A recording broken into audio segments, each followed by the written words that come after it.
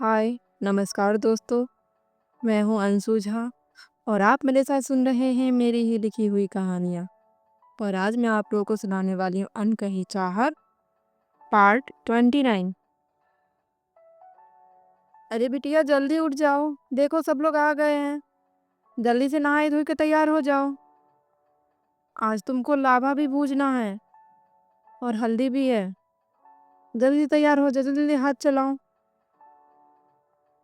अपनी बुआ की आवाज़ लगाने पर निधि बेमन से उठती है और जाकर पीली साड़ी पहनकर तैयार हो जाती है।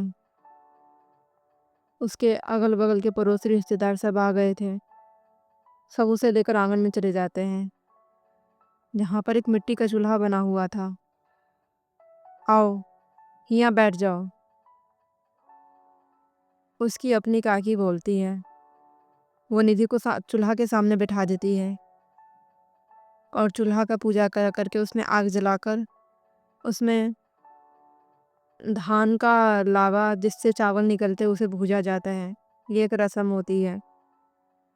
वही लावा रात में फेरे के वक्त दुल्हा छिड़कता है दुल्हन के हाथों से। सब उसे ले जाकर हल्दी वाले पाटे पर बिठा देते हैं। फिर उसकी हल्दी की रस्म चालू हो जाती है। अमित का चढ़ाया हुआ हल्दी वहां से आ चुका था। अरे कन्या, हल्दी कहाँ है? आ गया है दीदी, उसकी भाभी देकर गई है। तो दो ना फिर कटोरा। जी काकी। लगन की पहली हल्दी निधि की अम्मा लगाएगी। सब रस्म बताते हुए बोलते हैं। निधि की माँ आकर निधि के गालों पर दुभी लेकर हल्की से हल्दी लगाकर लगा देती है। कुछ औरतें आकर उसे हल्दी लगा देते हैं। सब बैठकर लोकगीत गा रही थी। ए निधि, तुम्हारे मुंह पर मुस्की काहे नहीं आई? का नंदोई जी से झगड़ा हो गया क्या? उसकी बगल की भाभी उसे छेड़ते हुए पूछती है। नहीं भाभी, ऐसा कुछ नहीं है। वो हमारा तबीयत थोड़ा ठीक नहीं लग रहा है। अब कल बियाह है, कल से तुम्हारा तबीयत बिल्कुल अच्छा हो जाएगा। आज भर तबीयत खराब कर लो। सभी अपनी बात बोलकर हंसने लग जाती है। सबने उसे हल्दी लगा दिया था।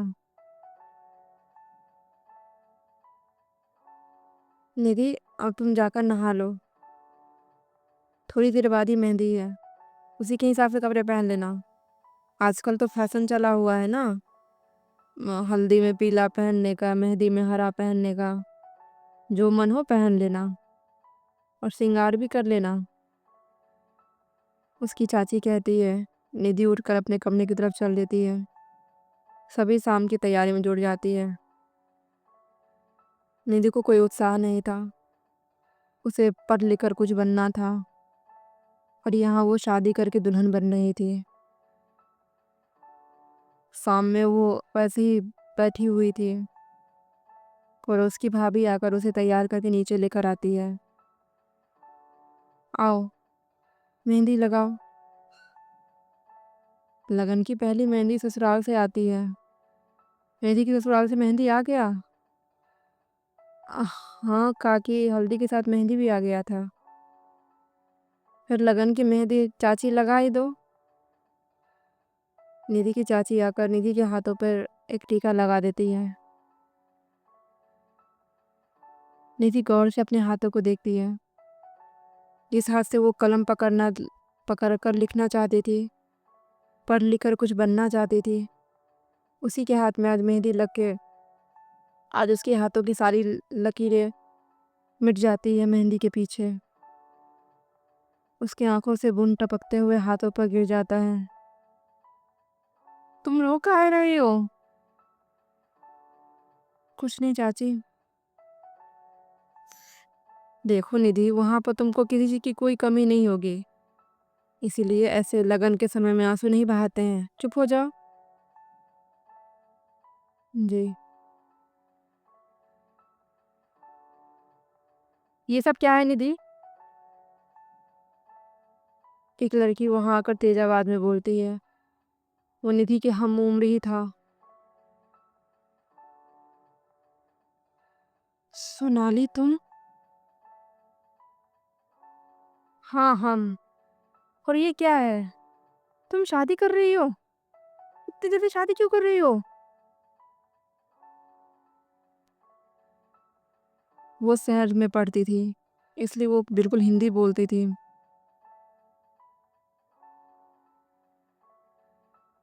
अह, हम क्या बोले?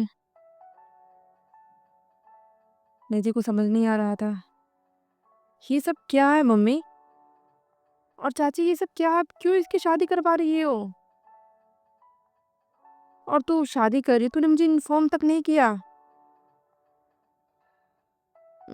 हम कैसे बताते तुम्हें? हमारे पास कुछ फोन वगैरह है नहीं। तो भैया के फोन से कर लेती। तू ये सब छोड़। तू ये बता, तू ये शादी अपनी खुशी से कर रही है? अपने खुशी के लिए कर रही है? सच सच बता। तुझे बड़े पापा प्रेसाइज तो नहीं कर रहे हैं ना? क्योंकि मुझे जहां तक याद है तू तो कुछ बनना चाहती थी ना। फिर ये शादी क्यों इतनी कम उम्र में?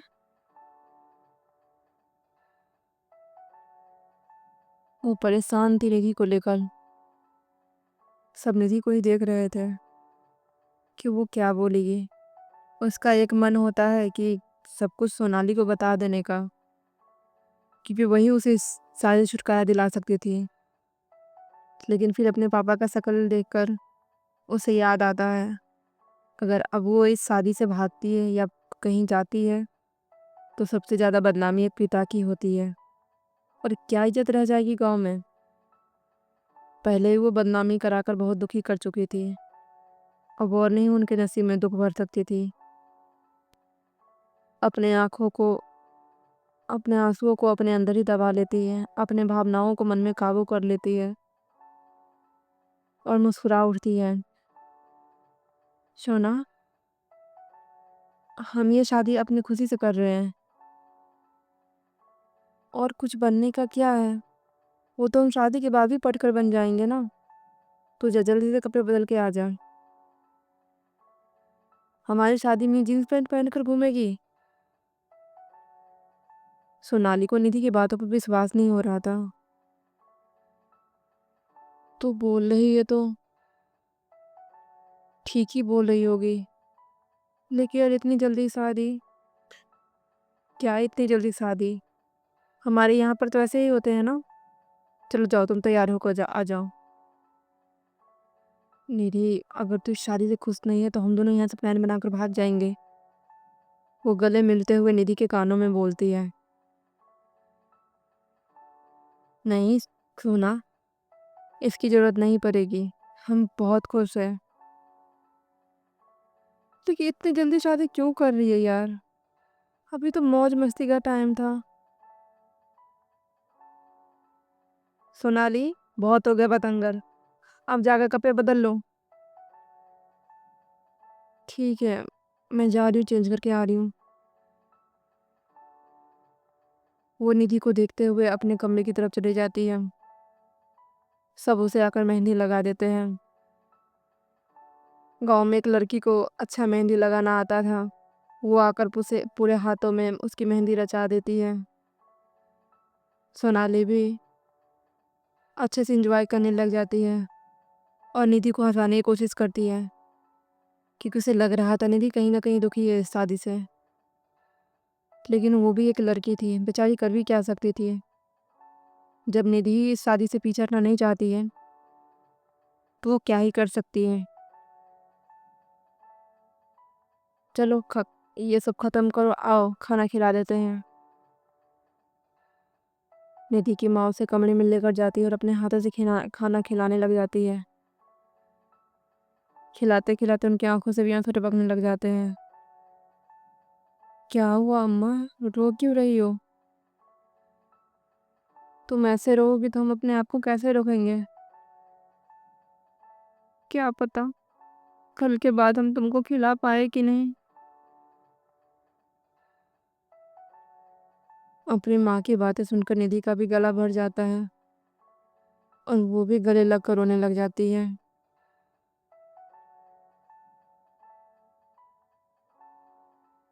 दोनों एक दूसरे से लगकर खूब रुकते हैं। अरे क्या हो गया, क्यों इतना गंगा जमुना बहा रही हो दोनों के दोनों? दीपक कमरे में आते हुए बोलता है। निधि अपने भाई के गले लग जाती है। अरे क्या हो गया, अभी विदाई नहीं हो रही हो, अभी इतना रोलोगी तो विदाई के टाइम पर क्या करोगी? तब तो तुम्हारे आंसू ही नहीं निकलेंगे। भैया आपको लगता है हम विदाई के टाइम पर नहीं रोएंगे? लगता नहीं है, पूरा यकीन है मुझे। चलो चुप हो जाओ, जाओ आराम कर लो, कल बहुत काम है। हाँ अम्मा तुम चलो, तुम यहाँ पर बैठी रहोगी तो ये भी रोती रहेगी, रोने से चेहरा खराब हो जाएगा। दीपक अपनी माँ को उठाकर बाहर ले जाता है और निधि को सोने के लिए कहा जाता है। निधि अभी भी अपने ख्यालों में गुम रहती है। तभी सोनाली उसके कमरे में आती है। आज मैं तुम्हारे पास सोऊंगी, आज रात हम दोनों बहुत सारी बातें करेंगे, मेरे पास बहुत सारी बातें हैं। अच्छा कौन सी बातें हैं? अरे लेटो ना। वो निधि को लेकर लेट जाती है। अब बताओ, और तुम मुझे सच सच बताएगी, ये शादी का क्या सीन है? मेरी कसम तो झूठ नहीं बोलेगी। अब निधि सोनाली की तरफ देखने लग जाती है। क्या ऐसे क्या देख रही है, बता। तो इस शादी से खुश है? क्या ये शादी तू अपने मन से कर रही है? देख नीतू, मुझे तू सच सच बताएगी। अगर तू सच नहीं बताएगी तो मुझे कुछ हो जाएगा। पागल हो गई हो, कैसी बातें कर रही हो? हम नहीं है इस शादी से खुश, और ये शादी हमारी मर्जी के खिलाफ हो रही है। सुन लिया? अब बता हम क्या करें? तुम्हारे साथ इस शादी से भाग जाए, उसके बाद तुमको पता है कि क्या होगा? यहाँ पर बाबूजी को हार्ट अटैक आ जाएगा। क्या? हाँ सोना, पूरे गांव में शादी की गार्ड बढ़ चुके हैं। अगर हम आज शादी से भाग जाएंगे तो पूरे गांव में हम पापा के मुंह पर लोग थू थू करेंगे। क्या हम ऐसा होने दें? नहीं सोना, हम इतने स्वार्थी नहीं बन सकते हैं। एक बार हम पापा का दिल दुखा चुके हैं, अनजाने में ही सही, लेकिन हम दोबारा ये काम नहीं कर सकते हैं। एक बार पापा का दिल दुखा चुके हैं। तूने बड़े पापा को किस बात से दिल दुखा दिया था? नहीं कुछ नहीं, छोड़ना, इतनी जरूरी बात नहीं थी। तो बताइए कि मैं कमरे से जाऊं? ठीक है मेरी माँ, बता रहे हैं। फिर निधि उसे धीरज के साथ जो किया वो सब कुछ उसे बताती है। तूने उस लड़के का पता लगवाया?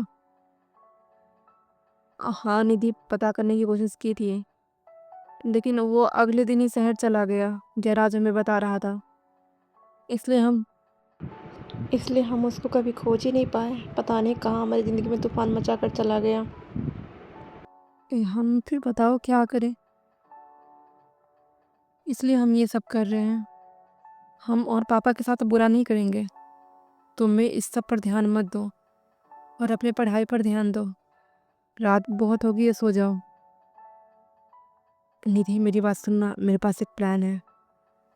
हमें कुछ नहीं सुनना है सोना, हम अब सब कुछ अपनी किस्मत पर छोड़ दिए हैं। जो होना होगा हमारे साथ हो जाएगा। सोनाली खामोश हो जाती है। निधि, आज तो इतनी प्रॉब्लम में हो, लेकिन तूने मुझे नहीं बताया, मुझे तूने पराया कर दिया। तुम बदल गई हो निधि, लेकिन मैं तुम्हें प्रॉब्लम में नहीं छोड़ सकती हूँ। सोनाली यही सब सोचते हुए आंखें बंद कर लेती है। सुबह उठते हैं तो सब बोलते निधि को तैयार हो जाने के लिए, क्योंकि गांव में शादी से पहले एक महुआ पूजने का घूमने का रस्म होता था, जिसमें लड़की पूरे गांव घूमती थी और सारे भगवान का आशीर्वाद लेती थी। निधि एक लाल रंग की साड़ी पहनकर तैयार हो जाती है और सब औरतों के साथ निकल जाती है गांव में पूजा करने के लिए।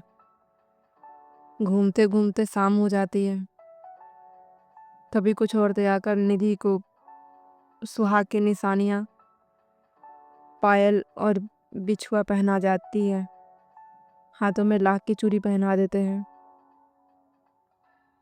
गांव में शादी में लाख के चूड़ी ही पहनते हैं। सोनाली उसे तैयार करने लग जाती है। वो सुर्ख लाल जोड़े में बहुत ही प्यारी लग रही थी।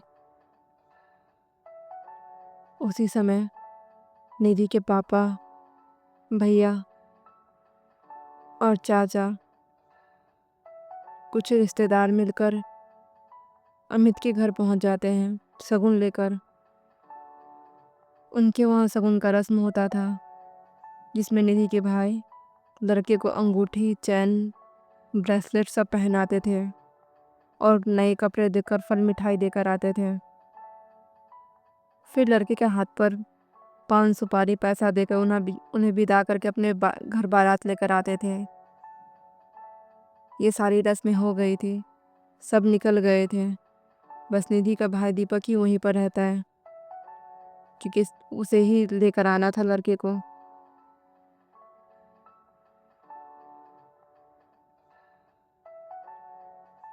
माँ के लोग इसलिए आ गए थे क्योंकि उन्हें बारात का स्वागत करना था। कुछ देर बाद बारात गाजे बाजे के साथ निधि के घर पे पहुंचते हैं। अमित मिश्रा को स्टेज पे बिठाया जाता है। उसकी माँ नीलू मिश्रा भी बारात में आती है और उसकी भाभी शीला भी आती है। जब गांव की औरतें उन्हें देखती है तो आश्चर्य हो जाती है। पहली बार देखे हैं दुल्हा का माई और दुल्हा का भाभी भी बाराती में आई है। दूल्हे का बहन का तो सुनते थे, कभी कभी बारात में आते थे, लेकिन माँ को पहली बार देख रहे हैं। हाँ, ये लोग बम्बई में रहते हैं ना, तो वहाँ पर माँ भी जाती है बाराती में, इसलिए निधि की सास भी आई है बारात में।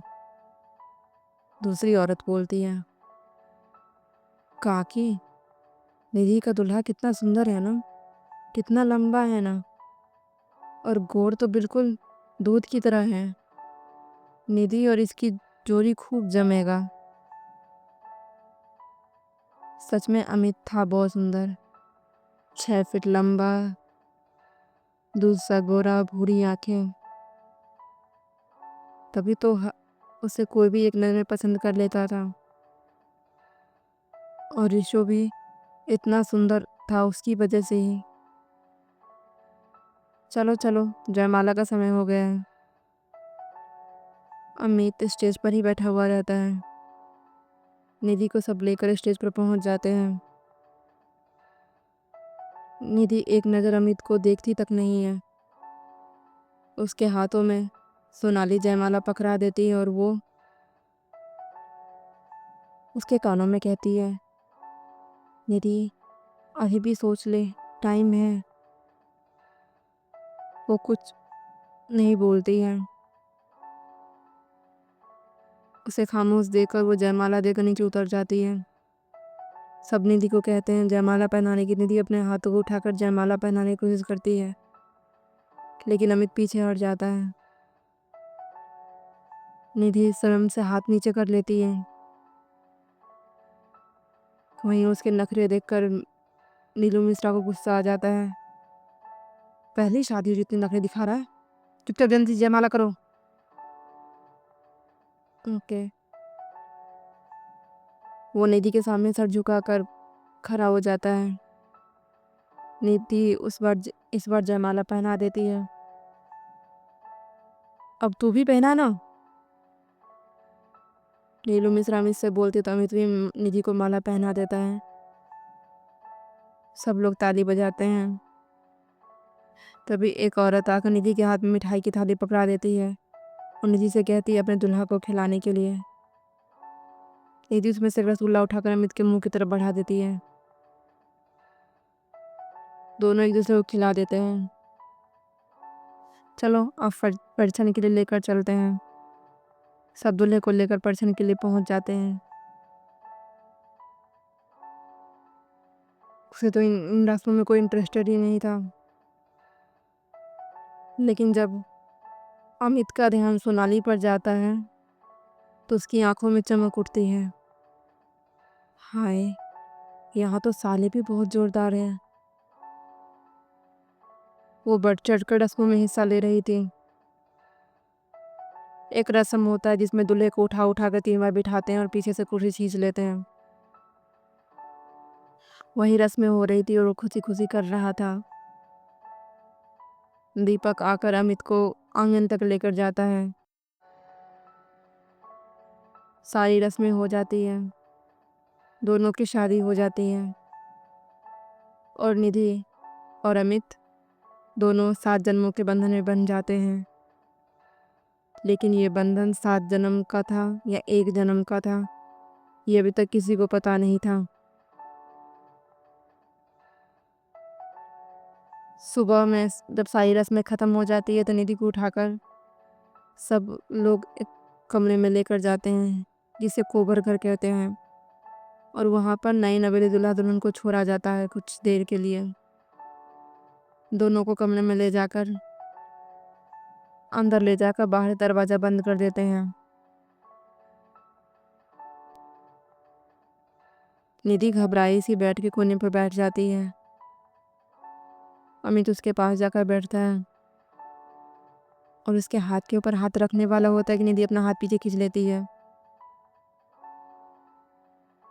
देखिए अमित जी, हम वो क्या वो बोलो, कुछ कहना है? अमित जी, हमें कुछ कुछ कुछ समय चाहिए। निधि डरते डरते ही अपनी बात कह जाती है। उम्र ही क्या हुई थी उसकी जो वो एक पति पत्नी का रिश्ता कायम करती। अच्छा, बस इतनी सी बात है? इतना डर क्यों रही है? चलो तुम बेड पर सो जाओ, हम नीचे बिस्तर लगाकर सो जाते हैं। नहीं नहीं अमित जी, आपको तकलीफ होगी। हम नीचे पर सो जाते हैं, आप बिस्तर पर सो जाइए।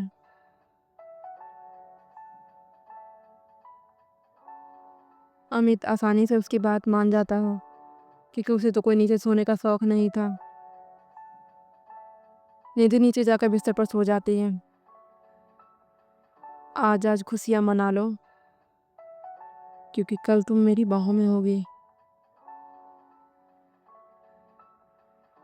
निधि इधर खुश हो रही थी क्योंकि उसका पति उसका बात मान रहा था, उसकी मजबूरी समझ रहा था।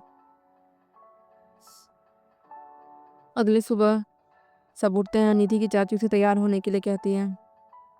निधि उठो, गौरी पूजने का रस्म करना है। बिटिया साड़ी अभी पहन लो। हाँ चाची। निधि तैयार होने लग जाती है। अमित रूम से बाहर निकल जाता है। पूरे घर वाले जमाई के आगत स्वागत में लग जाते हैं। दोनों बैठकर गौरी पूजने की रस्म करते हैं।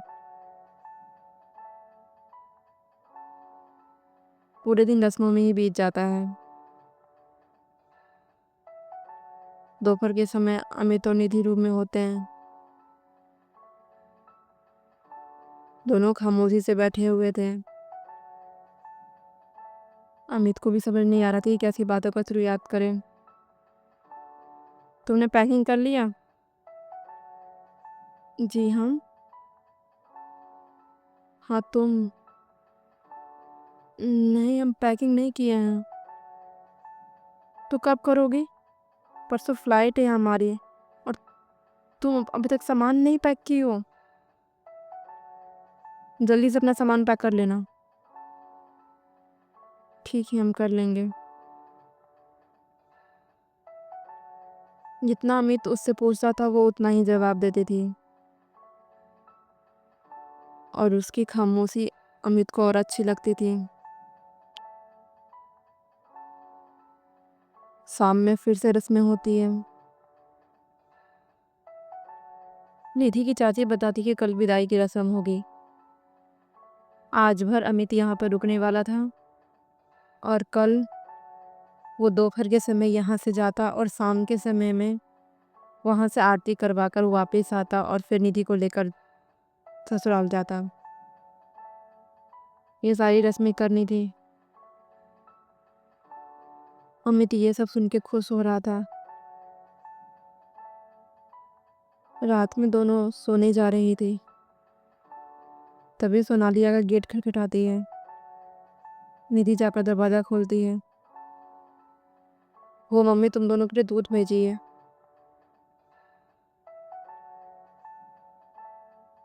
कौन है? बोलते हुए अमित भी दरवाजे पर आ जाता है। अरे साली साहिबा, आप आइए आइए, अंदर आइए। कभी कभी ये खूबसूरत का चेहरा हमें भी दर्शन करवा दीजिए।